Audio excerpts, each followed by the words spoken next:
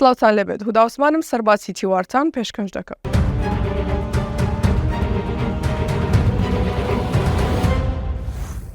پارێزگاری سلێمانی هەواڵە بوو بەکر شارێکی تری بڵاو کردەوە و ڕایگەیاند مامۆستا ئەحمەد هەردی دەفەرمێت بەدەستی خۆت کە جامت خستە سەر لێ و دغەشیمانە ئەگەر ژاریشی تێدا بێ گوناهی خۆتە بیزانە. ئومێد خۆشناو پارێزگاری هەولێر لە ئەمریکاوە دەرکەوت و ڕایگەیاند ناشفێڵت و هەولێر بوون بەدەستە خوشکواڵای کوردستان لەسەر پردێکی و شارە نەخشێنراوە.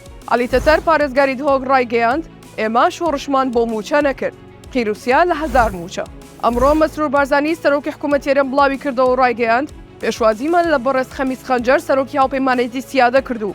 گفتوگۆمان لەبارەی دۆخی گشتی عێراق و گرنگی چارەسەرکردنی کێشەکانی نێوان هەرێمی کوردستان و حکوومەتی فیدراڵ کرد لەسەر بنەمای دەستور و ڕێکەوتنەکان.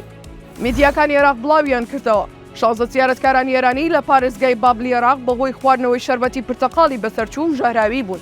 ئەمەش لە دوایەوەی لە کەربەلا بەشداریان لە مەراسیمی چلەی ئیمام حوسێین کرد. دوایەوەی وا بڵاوکرایەوە کە کامێرای پۆینت و پۆینت لە کار کەوتووە. ئەمڕۆ پێنجشەممە بەڕێوەبەرایەتی هاتوچۆی سلێمانی ڕایگەیاند ئەو هەوڵانەی باز لە ڕاگیرانی کارکردنی کامێرەکانی پۆینت و پۆینت دەکەن دوورە لە ڕاستیەوە.